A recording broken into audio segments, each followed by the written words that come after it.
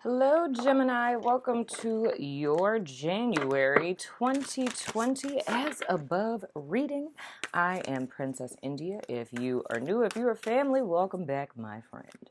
So we're going to open up with a Work Your Light Oracle, and then we're going to go in and look at themes and blocks for this month. We have Get Grounded. It's always nice. Something I always say is since I started this channel working with Gemini energy, even though that's my rising sign, but I guess rightfully so, because with it being my rising sign, it makes my energy rise. So I always feel very ungrounded while and after doing Gemini videos. This applies to me as well.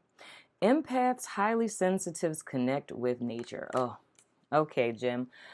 Let me tell you a little something. So, throughout your journey, your life, something that I would tell you to take into account this month as well as this year, especially with there being an eclipse on the full moon in Cancer this month. It's on the 10th. But overall, I would say take into account the phases of the moon, right? Because even just energetic shifts, transits, things of the sort, because all of that's extremely important, especially if you're an empath, because there's a lot of times that you can go through an entire 30 days in a month and you can feel a range of emotion and not know why and have no idea that your energy is being influenced by planets and transits and, moon phases and things of the sort. So it's more or less if you keep a level of awareness with that, then when you're feeling some type of way during the day, you can attribute it to that. Another way I would say that this is important is taking into account your baseline energy space, because dagnabbit, I just realized I'm going to have to edit this video. Dagnabbit, the key for the dice that have no name is on the other side of the room. I always do that. But anyway, taking into account what your baseline energy is, because you can also be being affected by people external to you. So it's more or less coaching yourself on your discernment, so when you're picking up energies for someone else and the difference between their energy and yours, in so many words, right? So that's something that you guys want to take into account. So more or less like a tool you can use this month. So our overall energy, okay, that's probably why we have the Seven of Cups. So this month you guys may be confused about where you are, what you're doing, how it is you want to move forward, and it's going to be very much based in emotions, which is why I believe that this came up. So it's imperative for you guys to really anchor yourself and be centered. Now, when it comes to nature, for some of us, it's different for everybody. Some people it's like going and sitting by water. For other people, it's going for a walk in the park or taking a jog in your neighborhood in the morning, as opposed to being on the treadmill at the gym, whatever the case may be, on your lunch break, walking around your building, whatever. The key is just to get outside, to kind of clear your mind a little bit, or just breaking up routines as far as environments. If you spend majority of your time in an office building or in your house, it's just making an effort to go outside, because I feel there's going to be a level of confusion that you guys are facing this month, whether it's internally, if it's decisions you're making about your path or what have you. But taking into account these energetic influences, it can kind of knock out a lot of what it is that may be contributing to this confusion for you all. Now, the next card that we have is the Lovers. Hello. That's what we're talking about. So it's about making a choice. Our roadblock is the Knight of Cups. Oh, sweet mother. And the possibilities, wow, okay, is the Two of Pentacles. Yeah, Gemini. If I were to just go straight with what it is that I'm seeing clearly here, I would say this would be in reference to potentially a romantic partner.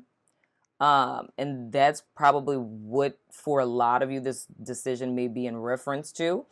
It could be someone from your past, honestly, that's coming back into the picture, or someone that you never really fully cut out. So it could be someone that you're actually still actively talking to.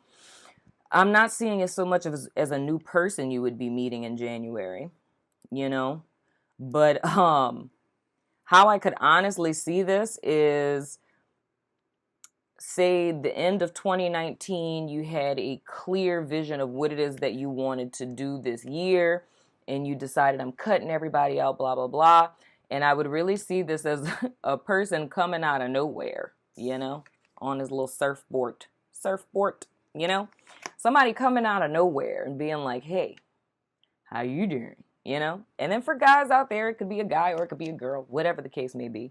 But I more or less feel that this could potentially be a, I'm not going to say like reconciliation or anything, but just a person from your past that might shoot you a text or something like that.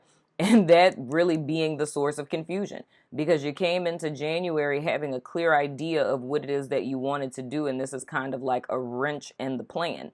And the thing that I'm seeing both going forward and looking back is more or less a need to really analyze if this is in service to what it is you had in mind for this month or this year going forward.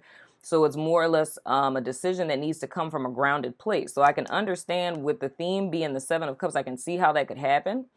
Another way I could see the scenario playing out, if it's not just a romantic partner, this could be anything that literally comes up. It could be an opportunity or a message that comes into you that seems too good to be true or ideal, you know. But I really feel like I have to stress that you need to discern it, because I'm really getting the vibes that it could be too good to be true. Because with the Two of Pentacles here, the only thing is, and if you see how this Two of Pentacles is, you know what I'm saying? I feel you guys are coming in to January balanced and clear on what's in your highest good. But I feel that this is more or less a catalyst energy. It's something that you don't see coming and something that you don't expect that does not present itself as something negative per se. Like, I think externally, it doesn't seem like a bad thing. It seems very well-meaning. It seems like something that could be a contribution to what you're doing. But I would say that the most important thing to take note of is not to take what's being offered for face value. And that's where that grounding energy comes in. You need to be very clear on yourself, what you want, what you're grounded upon, what your foundation is rooted upon, what your end goal is, and use that as a schematic to discern if this is in your highest good, as opposed to going with the flow of someone saying like, this is really good for you. This is a great idea. This is a great opportunity, right? And you just taking it as such. So this is more or less, I would say, it's a test, not one of those, and I don't want to say that because it's not like one of those creepy kind of tests, like, because you hear test and you think you could fail. But this is more or less a test of seeing where you're at. What are those called in school? Practice test, maybe?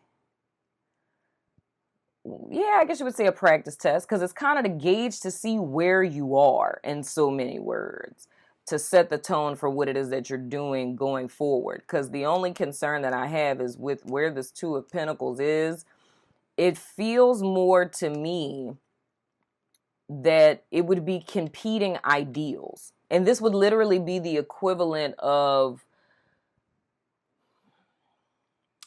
you having an idea, and this is just an example, not saying this is literally happening. This would be the idea of you having a book you want to write, right? Or a book that you wrote, and you intended to self-publish it, right? Which is a harder process than going with a publishing company. And this is like, you know, by some strange coincidence, you run into the owner of a publishing company or something, and they want to publish your book and they want to offer you in advance, right?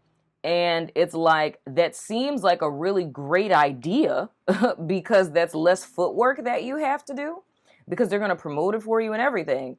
But the catch-22 is that, you know, they give you a $3,000 advance, but until they recoup that money, it's like you don't receive any royalties from your book until that's paid back. And the royalties that you receive after that are only like 2%, right? So they're getting most of the money. So it's more or less coming in freedom and inadvertently something being offered, not seeing it for what it is because it seems like something that can fast track you, and then inadvertently ending up in bondage and worse off than you were before. So that's where it's like this self-awareness, this groundedness is imperative with anything that's coming in and being offered this month, whether it be a person or an opportunity, right? So we're going to go ahead and throw the dice of resonance so you can ask a yes or no question if you like, my friend. And then I'm going to have to stop this video and get the thingamajig, the key for the dice that have no name. All right, the answer to your question is no. We have Pisces, we have family, we have rising, and we have Cancer. That's interesting. So how I talked about that whole eclipse thing, I would be cognizant of that. So Cancer, Pisces, family, no, and rising, and we're going to throw the dice that have no name.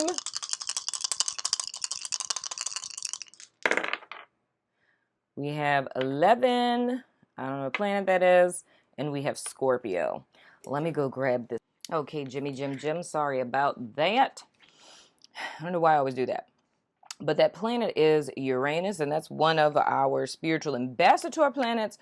So the overall theme for that is ascension to the golden aura, you know, Christ consciousness, agape love, unconditional love, and things of the sort. And you're being challenged to become more than human. It's a call for change and growth in our consciousness. Your motivations are shifting from personal to spiritual. The pilot of your soul's evolutionary drive or desire is attracting outer events and situations, oh, that's funny, into your life that reflect the inner needs. These provide the stepping stones for your spiritual growth. It's so extremely important. How instead of this being like a test, it's like it's a test of wills. It's the Geminis that I'm talking to in 2019. You guys set an intention, you dug your heels in, and you made a decision to do things differently this time. I feel for, you know, maybe all of last year or your entire life, you know, it may have been always making decisions that were in service to other people and not much considering what was best for you. So this is much like the is not is paradigm that I talk about, where when we set an intention for something, to call something into our life that isn't the present state, oftentimes, because everything works in cycles and in order, what is not has to manifest before the is. So we call those tests, but it's really how or what manifestation looks like, what the process of manifestation looks like. So for those of you where this is a partner or it's just an opportunity, yes, there will be confusion, but the solution to the confusion lies in you grounding within yourself. You know, if you know what it is that you want and the goal that you set organically, uninfluenced, then even though something looks good, or if somebody's offering you, you know, like to get back together, you know why you left that situation. You know what I mean? You know why at one particular time it wasn't in your highest good. And it's more or less, this is now like a testament of your strength of, as I always say, when we set end goals, is this in service to the end goal or is this a disservice to the end goal? So I feel like for most of the month, you guys are going to be weighing your options on what is best, but it's imperative to remember that, and like I was saying, energetically taking all of these external influences into account of how it's affecting your state. And what it says specifically for Uranus, it says mental understanding of the higher planes of consciousness, intuitive intellectualism, it's my word I made up, realization that you are a walking miracle, spirit and bone, heaven on earth, a walking paradox, applying practical methods to intuitive wisdom. So yeah, man, I would literally say that this is more or less the, I feel like all of these readings are for everybody who was in all of these lives that I've done, I swear, because it's a lot of themes I've noticed that have come up, that came up in those lives when we were just like kind of hanging out, that are coming up in these readings. So more or less, like I said, it's the energy that y'all are coming in with. That was an epiphany or a realization that you had of yourself. You know, it's a higher consciousness energy signature of the ideal self that Geminis are fighting to align with. And I just feel that's something that needs to be kept in mind when things from your past come back in. You know what I'm saying? Trying to creep back in, dim your light and things of the sort. So the two major arcana we have for the month is the High Priestess and the Justice card. Aw. And the question is, where are you manifesting from? And with getting grounded, man, I feel like it's imperative to remember that and to know that. Where are you manifesting from? We're not manifesting from that same place that we have before. So let that be your light. So we are going to pick our cards for the extended. We are going to pick our person and or pattern of interest. Little shadow aspects and things we get into in the extended. Whoa. Your person of interest is the barista. That should be interesting. Oh, wait, let me do these first.